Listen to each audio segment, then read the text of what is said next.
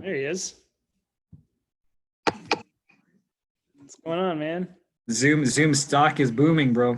Oh no, I know. And Hangouts is trying to compete with it. Google threw all their Hangouts Enterprise out to any G Suite user for free. Well, this is their time, right?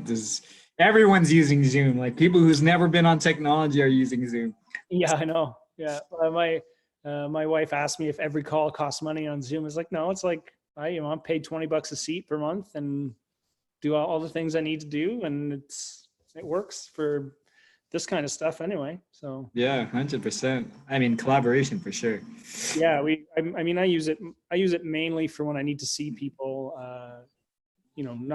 I don't use it as a replacement of phone calls. I use it as a replacement for physical meetings. Well, exactly. Yeah. So there's some companies that are going to really win out of this, right? All you telecommute supporters. Well, yeah. I mean, I don't know. I was just talking to a marketing person today, and they're like, we'll get a lot for us. I don't know if people will flip over systems right now, but it's a chance to really elevate the thought leadership and trust, right? Yeah.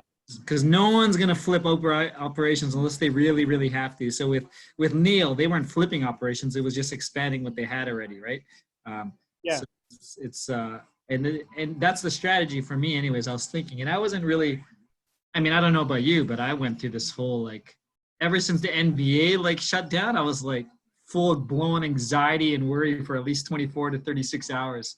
I had no idea what to do with my life, and then Monday came around, and then it was not business as usual, but it was like, oh, yeah, let's just work, and people are calling, how can we help you? And then that's where the next day, that's what spurred that email, at least the email blast first, and then I posted it on LinkedIn. Yeah. And we're seeing similarities. I mean, we're not in the same space. We don't have a SaaS platform. So people are definitely not gearing up with new campaigns. Yeah. But it is a time for us to help, business owners think about their model and how can they be rapid about changing it. Yeah, exactly. One sec. Bets, she finished a lot of spaghetti. So yeah, I mean, we're definitely not business as usual, buddy. When I heard about the NBA closing and the schools closing, I was in the Marriott at the Calgary airport. So I still had to fly back. I saw that. I saw that you were out there. You were heading there when everything was. I mean, it looked like a big project for you guys. So yeah, we have a client that's in the airline industry. They built they engineered, designed, and built the de-icing pad at Calgary Airport. Cool. So going out, and we were watching the weather, and we had to go and get some footage when we knew planes were being de-iced. So we had this really short window. I mean, it would have been a better window over the weekend, but worse at the same time, right? So they had a big snowfall over the weekend, and it could have been better footage, but we would have been even closer to where we are today, where Trudeau's shutting down borders, right? So borders, Air Canada just laid off. I don't know, is it 5,000 people? Yeah. It's going back 100 years now. No one's traveling unless it's by boat. No, I'm just kidding. The borders, the bridges are closing. I know. They're letting medical staff only for the moment. Essential services are the ones that are going to get there. They're going to be carrying papers to get across. So I know I mean, my buddy, I talk a good friend of mine, and he's in the trucking industry, and they service it all, right? So, and he's just like, yeah, we're business as usual. He's the manager of this one facility. He's like, we just changed the way we work. I don't leave my office. Yeah. People need to just come to a window because that's logistics. Everyone still needs their supplies, right? So. Yeah, and the logistics has to keep going, and it's going to be done differently for sure. I mean, business on the other end of this is going to be completely changed. And I think you're going to see a lot of people that are saying, okay, we don't have a system to really work from home. So we used our cell phones. It cost a lot. How can Slingshot jump in here and help us get established into something that, is a little bit more manageable and flexible and all of that stuff. So Yeah, it's all collaborative too, right? I know one thing. I don't know if I spoke to you in a while. We haven't spoke really in a while, but we ended up partnering with Counterpath, which they're out of Vancouver, and they specialize with all the soft phone and the collaboration tools. Um, I should put you guys on it just to try it out while you guys are all remote. sure. What it is basically it's the soft phone on your mobile phone, on your desktop, on iPad, and it has the direct messaging. It has the so you could actually host client calls off it. They could dial in and they use this app through your web, and you can do video. It's basically like a slim down Slack, a slim down web conferencing, but all in one platform, Slingshot. So we're able to lower, like we only started that partnership, which was actually timely in January, which is very timely and so that's when Neil called me. He's like, Edwin, do you guys, Neil's a business non-tech guy, this. And he's like, I'm like, yeah, we could set you guys up at home. And by the way, we just actually finished this partnership with a client company that specializes on all the different applications on different platforms. And that's what we use. And it's cool, man. Like we do our client web demos using this platform now. So it's just like using WebEx basically, but it's connected to our infrastructure, your extensions and all that. So it's cool. Because a more unified approach would be great. Yeah, I'll send that to you because I know this is one thing is because it's still a new partnership. We're still trying to figure out how it all works with us. They have all their APIs, so we're doing everything obviously lean and manual, which is not bad. But so the biggest onboard to date was Neil, which was listed within 2 hours. I'm like, all right, how do we do 18 extensions right away? So it took us 2 hours and everyone had their apps running, right? So it was cool. But literally there was typos because we're doing it manually, right? It's like, okay, we got to create this. And they have an API and I want to do it like per button, like press a button and it just deploys all these apps and integrates to us right away. But yeah, I mean, I'd be happy so you guys could test it out and try it because it does literally have all the collab tools, the presence. You could see if people are on their phone. You could see if, and then you could send them a message through there. So what do you guys use Slack, right? We use all kinds of different things. Oh, so you're all over the place too. Yeah, I mean, we're G Suite. We're G Suite partners. So we use Hangouts, Hangout chats. We use a lot of email. We use like group message boards. We use Slack sometimes. We use our conference bridge all the time. Our Slingshot conference bridges get used a lot. Yeah. So this one would allow you not only to have the voice conference, but this will have you the video and screen sharing, and you could have group calls like that too. Yeah, which would be great because right now we're using Zoom for that or Hangouts. So if we can be more unified and it's all connected, then if somebody needs to dial in, they can dial in and they know it's not some obscure number. They're still just calling Kleurvision. So yeah, exactly. But yeah, I mean that's it. What else is going on? I don't know, man. just trying to reach out and help as many people as I can. That especially in our client side of things, we've got some large clients that other than things changing a little bit as far as message, they're still in full operation mode. And then we've got other pumping the brakes completely because they don't know what next week's going to bring, and we're trying to be adapting as best as we can to what everybody really needs, and take it one day at a time. Hopefully we see some positive news in the next week or so. It would be really good. With all the measures that's being taken, we start to see some of the spread slowing down, and people will start to get a little bit more optimistic and looking forward to what the summer might bring. I think a lot of people are having a hard time looking past it. Oh, I think so. I mean, for you, because you have a big team, are you guys looking into some of the measures that the government put in? Yeah, I think it would be ridiculous to not be paying attention to that. So we, we're going to having Well, before we would just check in via project based. Yeah. From a sanity check, checking in in a video call every day just to see, how everybody's holding up. What are the what is it that we want to tackle? And we're going day by day. We're not looking at, we've had a lot of the big projects that are, a few months of work back. A lot of those are like in this position of, I don't know if we're holding, if it's going to take place, if it's being canceled. So we've got a little bit of uncertainty. So we're just taking whatever comes in on a day-to-day basis and making sure we deliver the small stuff as fast as we can to make our clients' lives easier. And then looking for ways that we can augment what we're already really good at. Like we can build software, we can design UI, message it out, and we can deploy stuff quickly. So there's we've got lots of clients that are looking for ways of pivoting their business. Yeah. Even if it is just short term. So this week we launched a couple of e-com businesses that weren't e-com last week. They weren't. Wow, cool. How do we do this? And let's go. Well, but you use Shopify? Yeah, we just build on Shopify because the hard stuff is baked in, right? Like we don't have to worry about the math side of things. We just have to worry about the logistics. We don't, for the most part, even have to worry too much about what it looks like as long as it's useful. So yeah.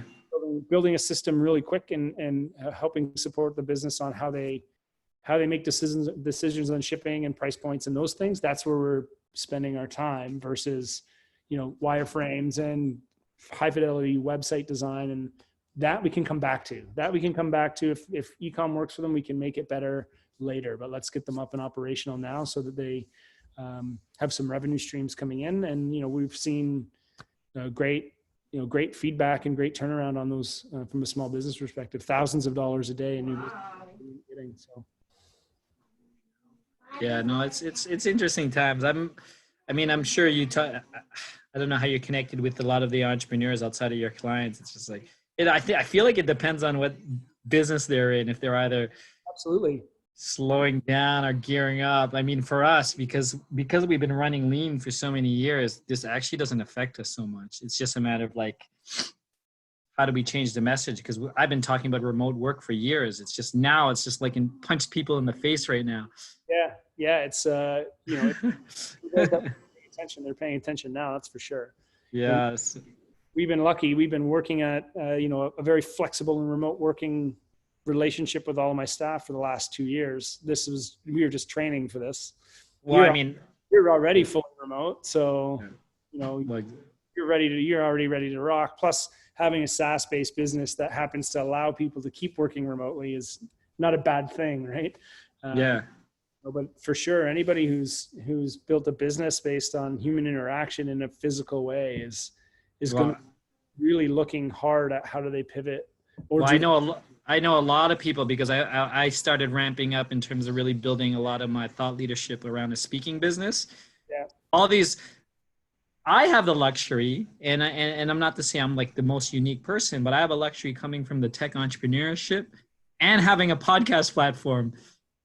So it's not really like, okay, speaking is different. Maybe I'm just going to pivot a little more on a virtual course or virtual, like, because I'm talking to leaders now. Yeah. But I have friends like, oh my God, they had like speaking tours around this, and they have a big spend, right? In the sense of people who help them in doing this, and their business is basically crashing right now because they have nothing else. So it's just speaking, right? So it was yeah. Well, there's at least though, if your business is just speaking, and I'm assuming most of the speakers, their support network is all contract. They just put a pause on all contracts, right? So, they may have an EA or some small staff commitments, but who knows what their lifestyle looks like, Pat? Well, that's them though. Yeah, exactly. That's not me and you. I know we run lean, so.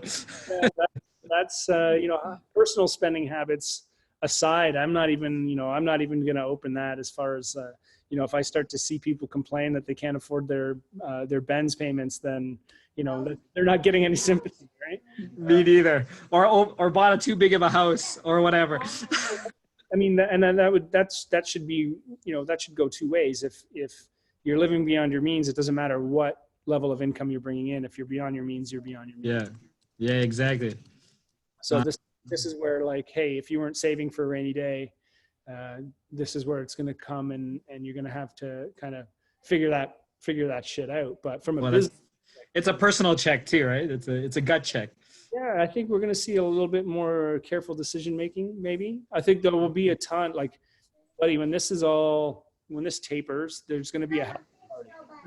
So but we don't know when that's going to be. Look at projections, and it's like 18 months. Yeah, they're so the facts. I feel like that's something that I want to try and explore a little bit, is pulling some of these open data points together and just modeling out some stuff. And that's the one where that I can level my own skill set up in playing around with data. I think there's not. Yeah. I haven't seen enough people coming to the table with that have the skill set.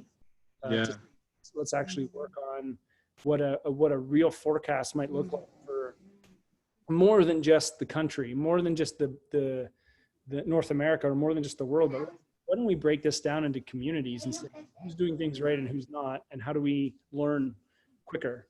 I'm not seeing any of that. So, well, you need to get like I like where you're coming from. I mean, you almost need to mobilize the people who could bring that together, the sources, right? This is you being the community guy. I love it. I think it's we're all going to have some time, and we all know a lot of people that could potentially help that. So why we're not doing it already? Maybe we just haven't searched the internet yet. Yeah. Well, this is it's interesting. I like what you're thinking in terms of what to do, but you should keep me up to date, or how I could help for sure. Well, there's Johns Hopkins University has, from what I can see, the most thorough repo of data on GitHub.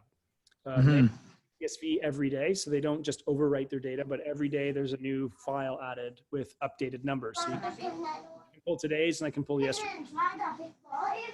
So it's at least a day, at least as up to date as today from last time it was uploaded.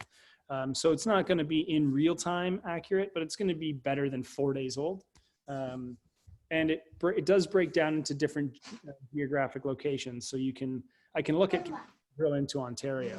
It doesn't do it for every country, but it does do it for Canada and the US at least. But you got to start with a nice data set that you could work with anyways. Yeah, and out of all of them, extrapolate out after, not extrapolate it, but I mean incorporate it with other data sources after, right? Yeah. And there's a couple of things I've been taken data and then gone to the extreme, like worst case scenario. Yeah. The worst case scenario, you make people panic. Getting people to panic into action is one way of doing it, but also showing them that the actions are affecting something, I think, spurs even more people into action, right? Because then you have social pressures versus it just being a doomsday message. So who knows? Yeah, it's an experiment in what social media can actually do. Well, I mean, right now social media is so noisy, man, and it's so funny. I'd love to get your thoughts on this, but it's like on Monday, before I did this whole thing with Woodlands, I'm part of a mastermind, and I talk to a lot of entrepreneurs, and everyone's like, Edwin, you gotta start producing content. And I'm like, I'm not gonna produce content just to produce content, because it's already noisy out there. Everyone's trying to produce content around this, and depending on whether it's like how to stay happy, how to stay healthy, how to, whatever the case is. And so I was just like, it's noisy out there, and I don't want to add to the confusion, right? And maybe because I know you help a lot of people, and I don't know how well you guys are on your social media and what your strategies at this point, but it was just, I could actually.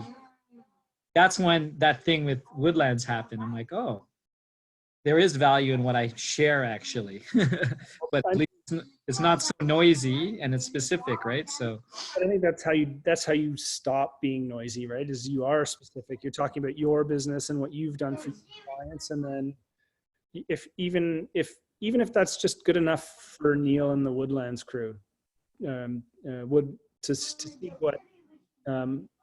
see what impact that opportunity's even just left on you, to feel like you need to share that is good, right? Yeah, exactly.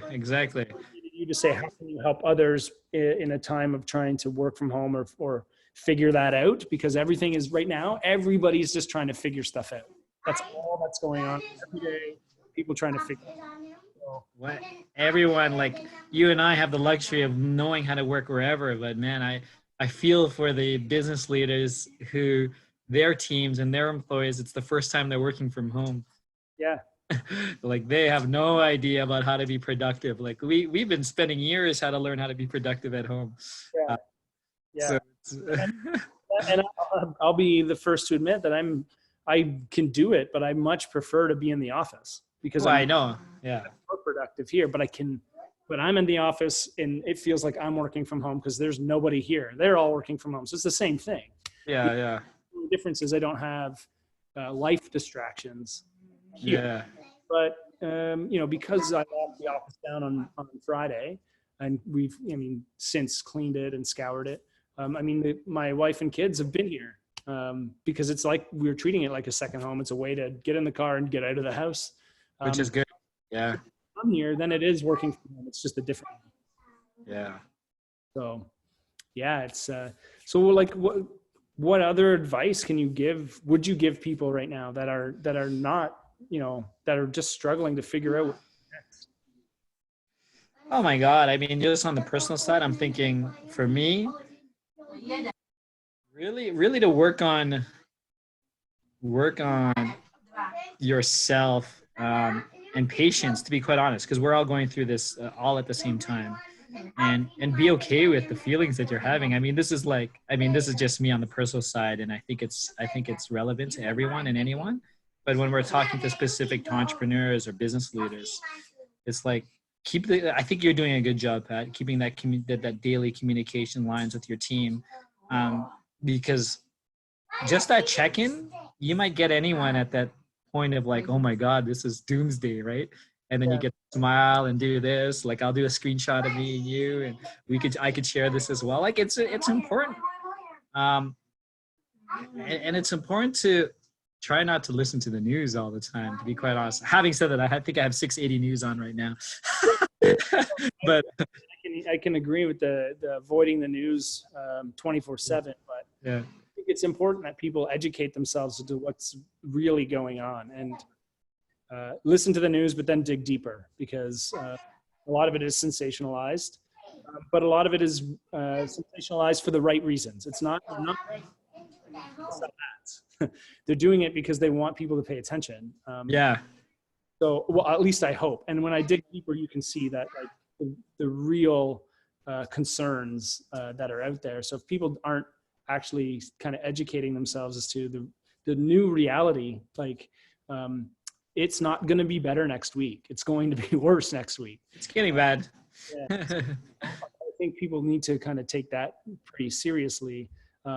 Aside from all of the day-to-day shit, like we all have to, like you said, we're kind of all in this together. So having any of the feelings are the right ones.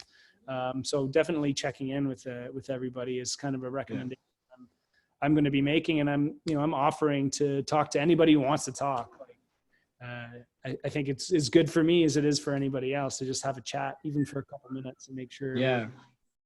Tonight we're actually hosting a drinking social on Hangout chat with all of my friends. Nice. Gonna put all the webcams on and do a cheers, have a beer, and I love that. turn on some music and just have a video party, I guess.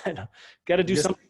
So this might be the future today, man. Imagine this. That's just how we're gonna party later. No, that's doomsday stuff. But. Yeah, well, hey, there's nothing wrong with looking at the extremes, but I think embracing it too, right? Just embracing it and paying attention to the fact that, like, on Monday, the stores that are closed today are still going to be closed on Monday. You still won't be able to go out and eat. You might be able to do even less next week based on some of the stuff that's happening now. The news that came out of California is it New York? It's Cali, 40 million people. Yeah, well, in New York, I think just happened where there is no social gatherings of any size. Not 10, not under 50, 0. So nothing. We'll see what happens from a martial law perspective if they start policing that. But they've had to in a lot of other places. So keeping people away for, we'll say 2 weeks, right? They say 2 weeks, but is every day that people are exposed to it is 2 weeks addition. So, well, I mean, philosophical and political speaking, the saying 2 to 3 weeks from the upper levels of society in our Western society, I think that's what us democracy could probably only handle. Them telling us, oh, okay, 3 weeks, that's not so bad.